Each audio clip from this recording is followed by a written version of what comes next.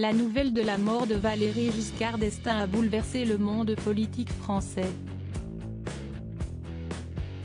À l'âge de 94 ans, l'ancien président de la République est décédé des suites du Covid-19.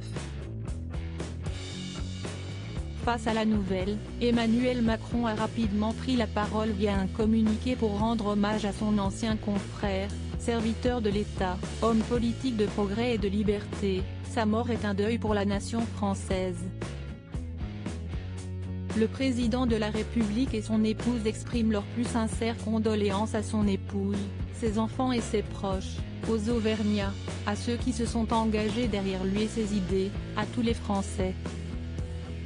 Ce mercredi 3 décembre, c'est Michel Drucker qui a pris la parole.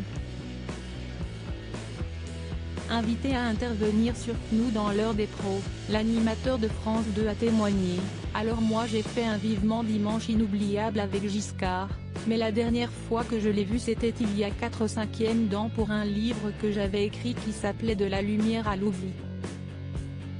C'était quelqu'un de démoralisé ». Michel Drucker s'est ensuite souvenu de certains propos échangés avec Valéry Giscard d'Estaing. « Qu'est-ce qui se passe quand on part ? On passe de la lumière à l'ombre.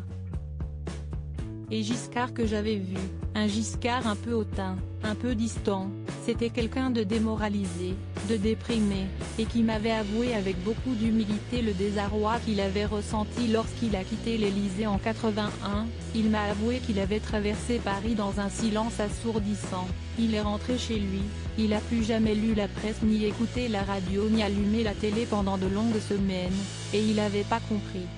Pas compris pourquoi il n'avait pas été réélu. Il m'a avoué avoir envisagé de s'exiler en Afrique, et qu'il avait envisagé de ne plus jamais revenir. »